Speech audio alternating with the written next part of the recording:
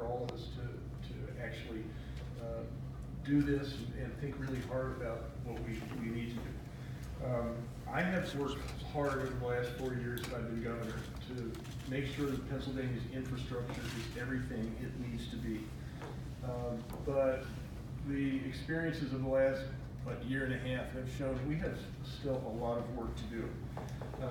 If we want really vibrant towns, strong communities, strong neighborhoods, we are going to actually have to invest more than we have in the past. We don't have the same partner we used to have with the federal government in terms of investing in infrastructure. And Pennsylvania, as a result of that and a result of our own, I think, inadequate investments over time, risk falling behind in terms of trying to keep up with what's going on. And let me just list some of the things that happened. Throughout Pennsylvania in 2018, here and everywhere, heavy rains showed vividly and in some cases tragically that our flood mitigation planning and infrastructure has really not kept up.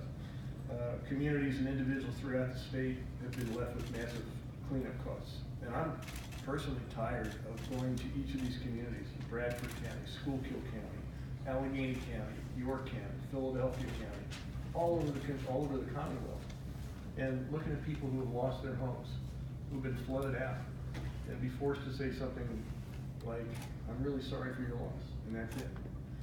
Federal government does have funds, and the state EMA has always been helpful in trying to make sure that we do what we can do to get people access to those federal funds.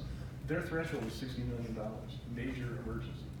And with the storms that we've seen in the last year and a half, they've been really localized. And so none of those storms, as devastating as they have been, have never risen to the level of $60 million. And so we in Pennsylvania are left to say, there's really nothing we can do because Pennsylvania, we have no way to help you. Second thing, when our third-class cities and towns and boroughs face blight problems, they do all over Pennsylvania. Those blight issues, blighted buildings, blighted properties, they lower property values, they limit new development opportunities. People come in and say, I'm not sure I want to be here in this town. They discourage private investment. So we need a plan to address blight, just like we do to address flooding.